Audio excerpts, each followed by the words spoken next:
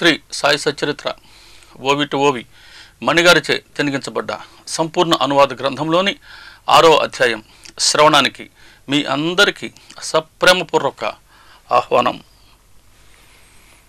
ఇప్పటికీ 5 అధ్యాయాలు మనం బాబాగారి కృపతో పూర్తి చేసుకున్నాం. ఈ 6వ అధ్యాయానికి హేమంత్ పంత్ గారు పెట్టిన పేరేంటంటే రామజన్మోత్సవ కథా వివరణ అని. ఇందులో 151 ఓవిలు ఉన్నాయి. పేరుకి 6వ అధ్యాయం అనగానే శ్రీరామనవమి ఎలా ప్రారంభమైంది షిరిడిలో అన్న విషయం గుర్తుకు వస్తుంది. కానివ్వండి, ఇందులో ఎన్ని విషయాలు చెప్పాడో చూడండి హేమంత్ పంత్ గారు. అందుకే ఇటువంటి ఆధ్యాత్మిక చింతనతో కూడిన గ్రంథం చాలా అరుదుగా ఉంటుందండి. మన భాగ్యం బాబాగారి సచ్చరిత్రను మనం శ్రద్ధగా శ్రవణం చేయగలుగుతున్నాం. ఇందులో సద్గురువుని మనం ఎందుకు ఆశ్రయించవలసి ఉంటుంది, ఆశ్రయిస్తే ఎటువంటి ప్రయోజనం చేకూరుతుంది అని, సద్గురువు కరస్పర్శకు ఉన్నటువంటి విశిష్టత ఎటువంటిది అని, భక్తి మార్గం యొక్క విశిష్టత ప్రత్యేకత ఎటువంటిది అని, భగవంతుడు మాయ జగత్తు ఈ మూడింటి మధ్య ఉన్న సంబంధం ఎటువంటిది అని, అలాగే షిరిడిలో అత్యంత వైభవంగా జరిగే పండుగలు 4: గురు పౌర్ణమి, కృష్ణాష్టమి, శ్రీరామనవమి, అలాగే విజయదశమి. ఈ 4 పండుగల్లో ఒకటైనటువంటిది శ్రీరామనవమి. ఈ శ్రీరామనవమి ఈ ఉత్సవాలు షిరిడిలో ఎప్పటి నుండి ఎలా ప్రారంభమయ్యాయి అని, అలాగే బాబాగారు పాడుబడ్డ మసీదులో వారికి విడిదిగా ఇచ్చారు అని మనం ముందు శ్రవణం చేశాం. ఆ పాడుబడ్డ మసీదుని ఎప్పుడు ఎలా మరమ్మతులు చేశారు, మసీదు ముందు ఇప్పుడు ఉన్న ఆ సభ మంటపాన్ని ఎవరు ఏ విధంగా దాన్ని తయారు చేయడం జరిగింది, ఎలా అది ఏర్పడింది, అది ఏర్పడటానికి ఎంతమంది పరిశ్రమించారు, ఇటువంటి వివరాలన్నీ మనకు ఈ అధ్యాయంలో హేమంత్ పంత్ గారు తెలియచేస్తూ ఉన్నారు. చక్కగా శ్రవణం చేద్దాం.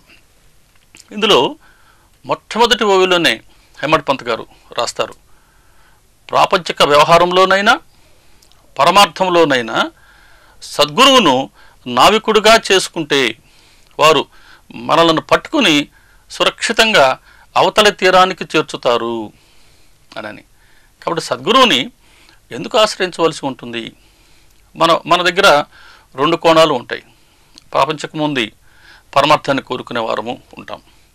ఈ 2 విషయాల్లో కూడా సద్గురువును ఆశ్రయిస్తే వారిని నావికుడుగా చేసుకుంటే అని అంటుంది. నావికుడుగా అని అంటే వారిపై మనం విశ్వాసం ఉంచితే, ఒక చిన్న కాలువను దాటాలన్నా ఆ పడవను నడిపే వ్యక్తిపై మనకు విశ్వాసం ఉంచాలి. అతని పైన ఉన్న విశ్వాసమే మనల్ని ధైర్యంగా కూర్చోబెడుతుంది పడవలో. అతనిపై ఏమాత్రం అవిశ్వాసం ఉన్నా మనం ఆ చిన్న తెప్ప కానివ్వండి, పడవ కానివ్వండి ఎక్కే సాహసం చేయలేం. అలా సద్గురు పట్ల మనం ఉంచే విశ్వాసం మనకు పరమార్థంలోనూ తోడ్పడుతుంది, అలాగే ప్రాపంచకంలోనూ మనకు వారి రక్షణ లభిస్తుంది అంటుంది సచ్చరిత్ర. ఈ 2 కోణాలు జాగ్రత్తగా మనం పరిశీలిద్దాం. మొదటిది ప్రాపంచక వ్యవహారంలో అంటుంది. ఉదాహరణకి ఎస్పి నాచినే అనే భక్తుడు ఉన్నారు బాబాగారికి. బాబాగారు శరీరంతో ఉన్నప్పుడే తరచూ షిరిడికి వెళ్తూ వస్తూ ఉండేవారు. బాబాగారు శరీరం వదిలిపెట్టిన తర్వాత కూడా వారికి ఎటువంటి రక్షణ లభించిందో ఒకసారి మనం దర్శనం చేసుకుందాం. బాబాగారు మీ భారాన్ని నాపై మోపండి, నేను మోస్తాను అంటారు.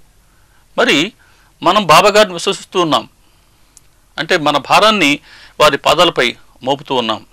మరి వారు మోసేది మన ఒక్కరి భారమే కాదు, గృహస్థులం, మన వెనుక మన కుటుంబ సభ్యులు, వీళ్ళందరూ మన లగేజ్తో సహా మన భారాన్ని మోపుతూ ఉన్నాం. వారు అటువంటి భారాన్ని మోస్తారు.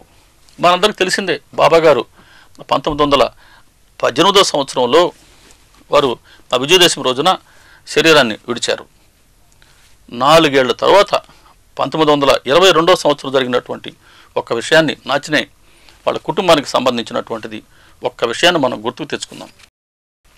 నాచినేకి ఒక చిన్న బిడ్డ, 7-8 నెలల వయసు ఉన్నటువంటి బిడ్డ, ఫస్ట్ ఫ్లోర్లో ఉన్నటువంటి ఒక గదిలో మంచం మీద ఆ అబ్బాయి పడుకొని ఉన్నాడు. ఆ బిడ్డని ఆ బిడ్డ ఉంది అక్కడ.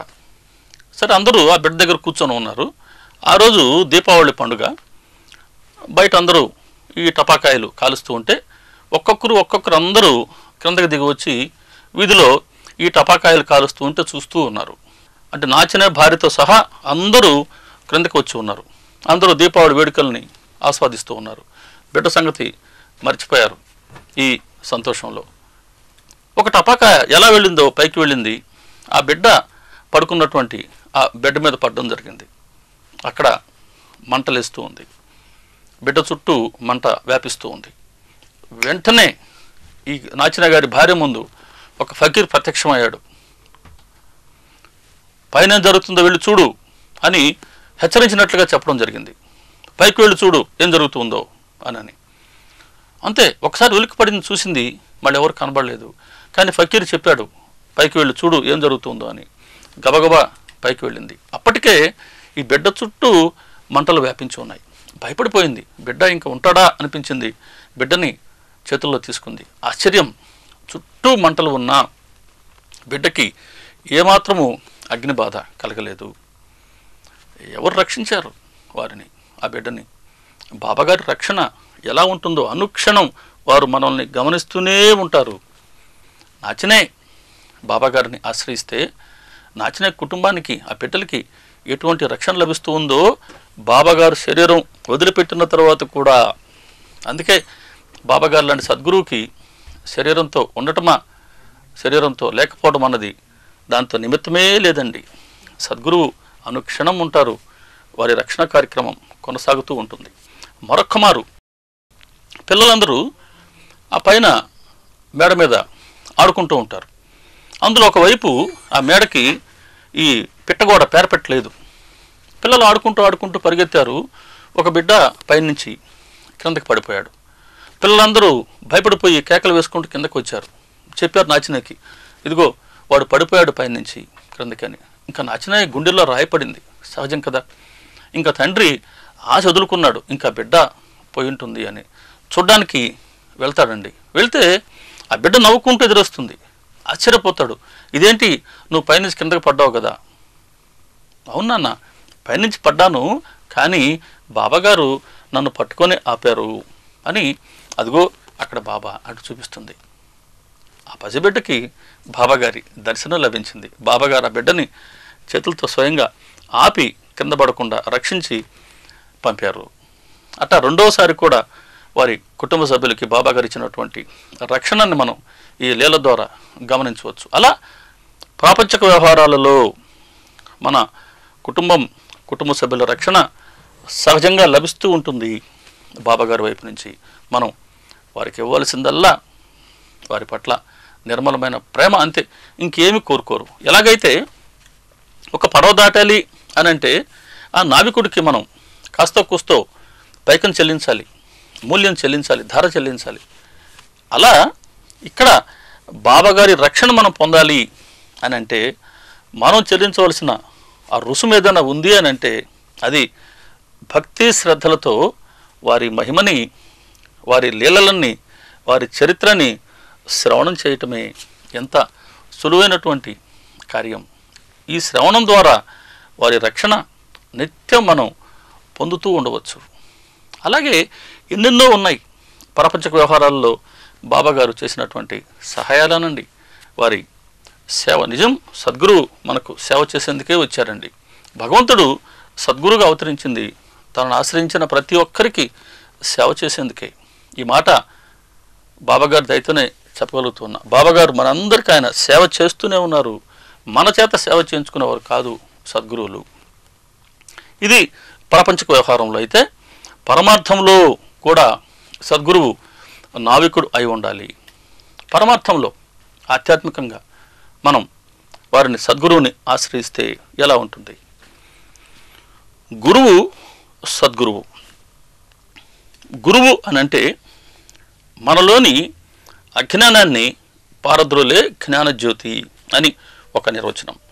అలాగే గురువును ఏ లక్ష్యంతో అయితే మనం ఆశ్రయిస్తామో ఆ లక్ష్యం వైపుకి మనకు సరి అయిన గురిని ఏర్పాటు చేయగలిగిన వారే గురువు అని ఇంకొక నిర్వచనం. ఇటువంటి వారు గురువులు.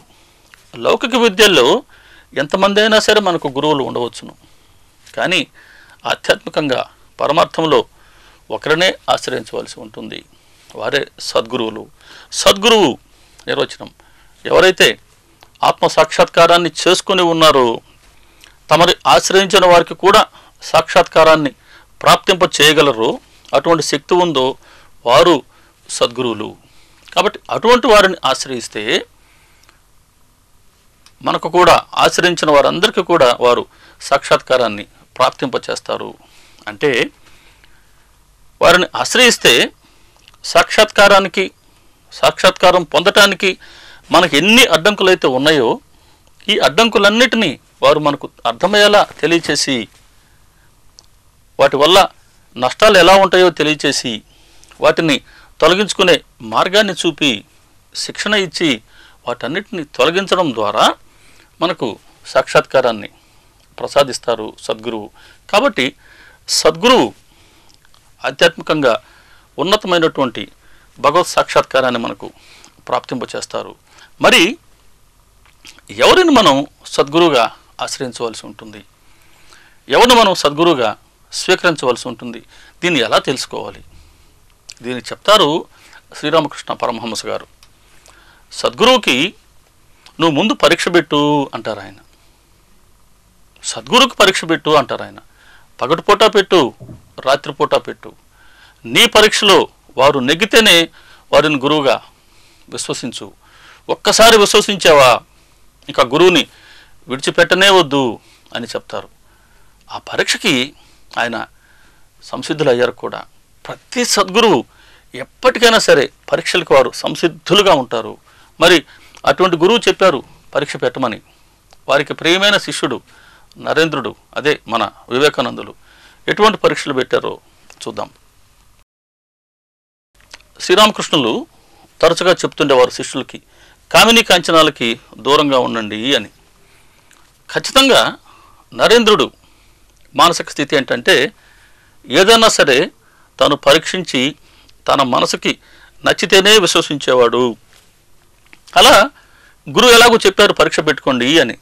కాబట్టి గురువుగారు కామినీ కాంచనాల గురించి చెప్తూ ఉన్నారు. వీటి గురించే పరీక్ష పెడదాం అనుకున్నారు ఆయన. ముందు కాంచనం, ధనం పట్ల వీరికి ఆసక్తి ఉందా? సాధారణంగా రామకృష్ణుల పరిస్థితి ఎలా ఉండేదంటే వారు ₹1 బిళ్ళను కూడా చేతితో ఎప్పుడు ముట్టుకోవడానికి ఇష్టపడేవారు కాదు. ₹1 కాదు, ఎటువంటి లోహాన్నైనా వారి చేతికిస్తే ఆ చేతులు సరిగ్గా పట్టుకోలేకపోయావట. ఆ చేతి వ్రేళ్ళన్నీ వణికిపోయావట. అంతటి